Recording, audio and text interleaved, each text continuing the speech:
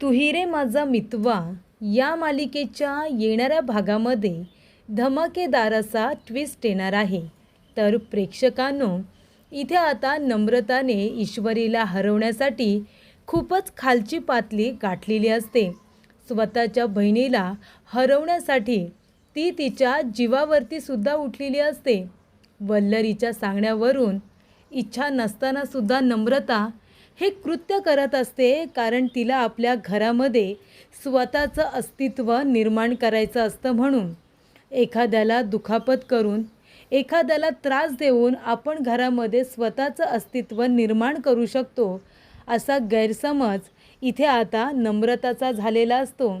आणि त्यामुळे प्रेक्षकांनो, स्पर्धेमधून डिस्क्वालिफाय होण्यासाठी किंवा पूर्णपणे बाद होण्यासाठी इथे आता नम्रताने पायामध्ये स्केटिंग टाकून नम्रताने ईश्वरीला पाडण्याचा प्रयत्न केलेला असतो.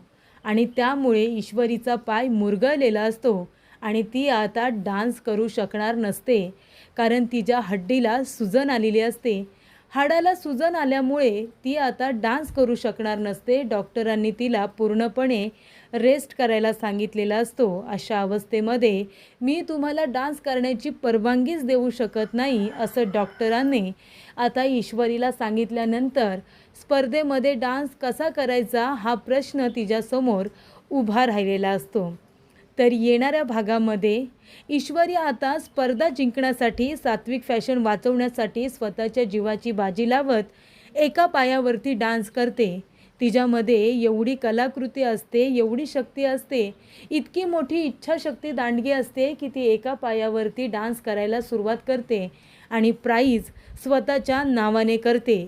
आणि त्यानंतर प्रेक्षकांनो, त्या पद्धतीनेच एका पायावरती डान्स केल्यामुळे त्या पद्धतीनेच अर्णवने आता डिझाईन तयार केलेलं असतं. त्याला शोभेल असं त्याने डिझाईन तयार केल्यामुळे इतक्या कठीण प्रसंगातून सुद्धा ईश्वरीने इतका सुंदर डान्स करून दाखवलेला असतो की जजेस इम्प्रेस झालेले असतात आणि इतके इम्प्रेस होतात की पहिला नंबर हा ईश्वरीला मिळवलेला असतो. ईश्वरीने पहिला नंबर आता पटकावलेला असतो आणि त्यामुळे नम्रताचा हा जो काही डाव आहे तो डाव आता तिने उधळून लावलेला असतो.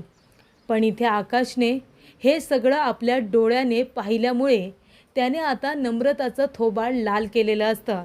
त्याने नम्रताच्या अक्षरशः थोबाडी दिलेली असते की जिंकण्यासाठी, घरामध्ये स्वतःचं अस्तित्व निर्माण करण्यासाठी जी तू चुकीची पद्धत वापरली आहेस, याच्यामध्ये ईश्वरीचा हात पाय मोडू शकला असता. ती कायमस्वरूपी इथे अपंग झाली असती तर तुला चाललं असतं का? जिंकणं तुझ्यासाठी एवढं महत्त्वाचं आहे की तुझी बहीण, असा प्रश्नसुद्धा आकाशने तिला विचारलेला असतो. तर येणाऱ्या भागामध्ये कशा पद्धतीने या गोष्टी पुढे घडत जातात आपण सविस्तरपणे बघूया. तर प्रेक्षकांनो, इथे आता स्पर्धा सुरू व्हायला थोडासा वेळ असतो. तेव्हा नम्रताने ठरवलेलं असतं, काही झालं तरी मी गाणं गाणार आणि असं उत्तम गाणं गाणार की ही स्पर्धा मी जिंकली पाहिजे. तेव्हा तिथे वल्लरी येते आणि म्हणत असते, काय नम्रता, गाण्याची प्रॅक्टिस करतेस का? पण एवढी मेहनत करून जिंकशील ना? ती म्हणते, हो आई, प्रयत्न तर माझा तोच असणार आहे. ती म्हणते, अगं हो, फक्त प्रयत्न असणूर काही चालणार नाही आहे, तर तुला जिंकावंसुद्धा लागणार आहे. तुला माहिती आहे ना तुझ्यासमोर कोण आहे ते स्पर्धेसाठी? तुझी बहीण आहे. आणि तुझी बहीण माहिती आहे ना, ती काही हरायचं नावच घेत नाही. प्रत्येक वेळेला तर ती जिंकतच असते, नाही का?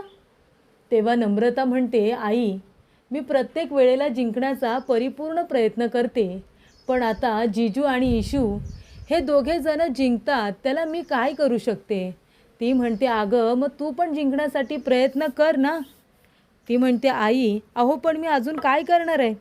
इशूला हरवण्यासाठी माझी इच्छा नसताना तुमच्या सांगण्यावरून मी तिच्या डोळ्यामध्ये स्प्रे मारला. एवढं करून मी थांबले नाही, तिला पाडण्याचा देखील मी प्रयत्न केला. एवढं सगळं केलं, पण तरीसुद्धा तिच्या नशिबामध्ये जिंकणं आहे, तर त्याला मी काही करू शकत नाही. आणि माफ करा, पण मला इशूला त्रास द्यायला खरंच आवडत नाही. तेव्हा ती म्हणते, अगं पण मी हे काय माझ्या भल्यासाठी करायला सांगते का? घरामध्ये तुला इज्जत, मान, सन्मान पाहिजे की नको? सगळेजण जसे इशू इशू करतात तसं तुला केलं पाहिजे की नको? ती म्हणते आई केलं पाहिजे, पण म्हणून मला ईश्वरीला असं पाडायला वगैरे आवडत नाही हो. ती म्हणते मला माहिती आहे तुला ईश्वरीला त्रास द्यायला आवडत नाही, ती तुझी बहीण आहे, मला हे पण मान्य आहे. पण आता तुला जिंकायचं की नाही? ही शेवटची संधी आहे तुझ्याकडे. याच्यामध्ये आता फायनली रिझल्ट लागणार आहे, त्याच्यामध्ये तुला जिंकायचं नाही आहे का बाळा? ती म्हणते जिंकायचं आई. ती म्हणते मी आहे तुझ्याबरोबर, तूच जिंकणार आहेस. मी तुला 100% सांगू शकते, पण फक्त एक काम करायचं, ईश्वरीला आता कसं हरवायचं हे फक्त आणि फक्त तुझ्या हातामध्ये आहे. ती म्हणते माझ्या हातामध्ये? ती म्हणते हो, स्पर्धेमध्ये तू तिला हरवू शकत नाही, पण स्पर्धेच्या आधी तर तू तिला नक्कीच हरवू शकतेस, बरोबर ना? ती म्हणते हो आई बरोबर, मला कळतंय तुम्ही काय बोलताय ते. त्यानंतर स्पर्धेला थोडासा वेळ असतो. प्रत्येक स्पर्धकाला तयार होण्यासाठी वेळ दिलेला असतो. सगळेजण आपापल्या रूममध्ये जाऊन तयार होत असतात. आणि तेव्हाच प्रेक्षकांनो, इथे आता ईश्वरी पण तयार होत असते. खूप सुंदर अशी ती तयार झालेली असते. आणि त्याच वेळेला प्रेक्षकांनो, इथे अर्णव ईश्वरीला म्हणतो मी सिंदूर, खरंच खूप छान दिसतेस तू, आणि मला पूर्ण विश्वास आहे ही स्पर्धासुद्धा तूच जिंकणार आहेस. तेव्हा ईश्वरीला खूप छान वाटतं की अर्णवने तिच्यावरती विश्वास टाकलेला असतो. आणि तेव्हा इथे ईश्वरी 100% देत असते आपला त्या स्पर्धेसाठी, कारण ती स्पर्धा जिंकणं तिच्यासाठी खूपच जास्त महत्त्वाचं असतं. कारण ती स्पर्धा तिला फक्त आणि फक्त सात्विक फॅशन वाचवायचं आहे म्हणून नाही जिंकायचं, तर तिला सात्विक फॅशनबरोबर तिच्या नवऱ्याचा आत्मसन्मानसुद्धा तिला जपायचा आहे. त्यासाठी ती स्पर्धा जिंकणं तिच्यासाठी सगळ्यात जास्त महत्त्वाचं आहे. तेव्हा ईश्वरी पुन्हा एकदा प्रॅक्टिसला सुरुवात करणार असते. आणि तेव्हाच प्रेक्षकांनो, इथे आता नम्रता येते. आणि नम्रता काय करते, ती आता कथ्थक टाईप डान्स करणार असते. पायात तिने घुंगरू वगैरे बांधलेले असतात आणि ती कथ्थक करणार असते. त्याच्यामध्ये त्या ठिकाणी नम्रता येते. आणि ती जेव्हा गिरकी घेत असते ना, तेव्हा ती नम्रता आपल्या मनात म्हणते सॉरी इशू, पण मला हे सगळं करावं लागणार आहे, कारण मलासुद्धा माझं स्वतःचं अस्तित्व निर्माण करायचं आहे आणि ते तू कधीच होऊ देत नाही. मी एवढं सगळं करते सगळ्यांसाठी, पण कुणाला माझी किंमतच नाही आहे. ही गिरकी तुझी शेवटची गिरकी असणार आहे, परत तू नाचू नाही शकणार. तेव्हा ती आता गिरक्या घेत असताना जे स्केटिंग असतं ते नम्रता बरोबर तिच्या पायाखाली टाकते आणि त्याच्यावरती पाय पडल्यामुळे ईश्वरी आता पडते, तिचा पायच मुरगळतो. तेव्हा ती जोरात ओरडते आई गं. तेवढ्यातच तिथे धावत पळत अर्णव आलेला असतो. बघतो तर काय, ईश्वरी पडलेली असते. आणि तेव्हा ईश्वरी पडलेलं बघितल्यानंतर अर्णव खूपच घाबरतो. तो म्हणतो मी सिंदूर, तू ठीक आहेस ना मी सिंदूर? ती म्हणते सर मी ठीक नाही आहे, माझा पाय खूपच जास्त दुखतो आहे. तेव्हा तो म्हणत असतो थांब, तू पायावरती वजन घेऊ नकोस, मी डॉक्टरांना बोलावतो. तिथेच त्याचा डॉक्टर असतात, त्यांना बोलावलं जातं. डॉक्टर येतात, ईश्वरीला चेक करतात आणि तेव्हा डॉक्टर म्हणतात की तुमचा पाय खूपच जास्त मुरगळला आहे, तुम्हाला वजनसुद्धा घेता येत नाही आहे. याचा अर्थ तुमची शीर नुसती चमकलेली नाही आहे, तुमच्या हाडालासुद्धा मार लागलेला आहे. तेव्हा इथे स्प्रे वगैरे मारला जातो, पायाला तिच्या व्यवस्थित बँडेज वगैरे लावलं जातं आणि डॉक्टर म्हणतात की तुम्ही आता रेस्ट करा. ती म्हणते डॉक्टर अहो पण माझी स्पर्धा आहे, मला आता डान्स करायचा आहे या स्पर्धेमध्ये. ते म्हणतात सॉरी, मग तशी काळजी घ्यायची ना, तुमची अवस्था आता अशी आहे की तुम्ही डान्स नाही करू शकत, चालू नाही शकत, तर डान्स काय करणार. आणि मी डॉक्टर म्हणून तुम्हाला डान्स करण्याची परवानगी पण देऊ शकत नाही आहे, माफ करा. तेव्हा इथे ईश्वरी म्हणते पण डॉक्टर माझा नाईलाज आहे, काही झालं तरी मला ह्या स्पर्धेमध्ये डान्स करावाच लागणार आहे.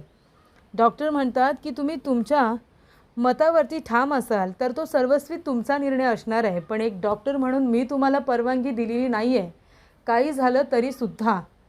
त्यामुळे इथे डॉक्टर नकारच देतात.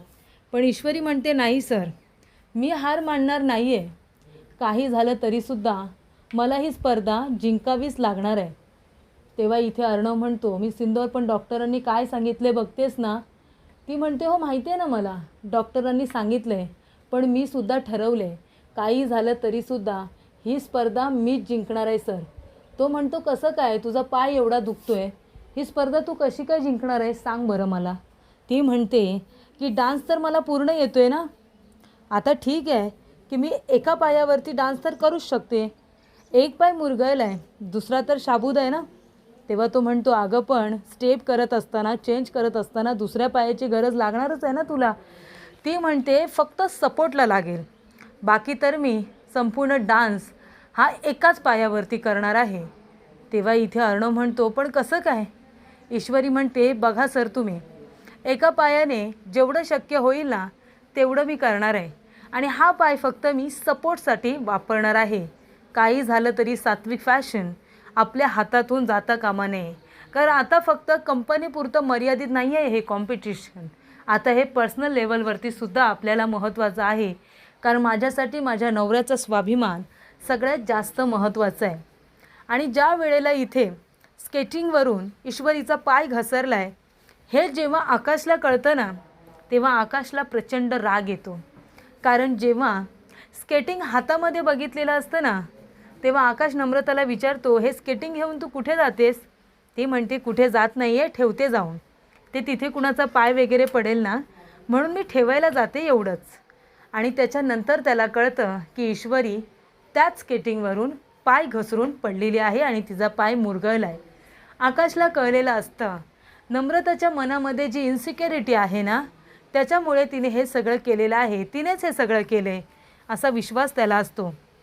आणि ज्या वेळेला इथे आता नम्रताला आकाश आधी काहीच बोलत नाही. तो म्हणतो ईश्वरी स्केटिंगवरूनच कशी काय पडली. नम्रता म्हणते आकाश मला काय माहिती, आता ते स्केटिंग तिच्या रूममध्ये कसं गेलं ते, तुम्हाला काय माझ्यावरती संशय आहे का. तो म्हणतो नाही संशय नाही आहे, आणि मनातल्या मनात म्हणतो मला खात्रीच आहे की हे सगळं तूच केलं आहेस म्हणून. आणि त्यानंतर प्रेक्षकांनो स्पर्धा सुरू होते. ईश्वरी आता कुणाचं काही न ऐकता आपल्या स्वाभिमानासाठी ती एका पायावरती फक्त दुसरा पाय सपोर्ट म्हणून वापरत ती डान्स करते, पूर्ण डान्स करते. इतका छान डान्स करते की प्रेक्षक आणि जजेस खुश झालेले असतात.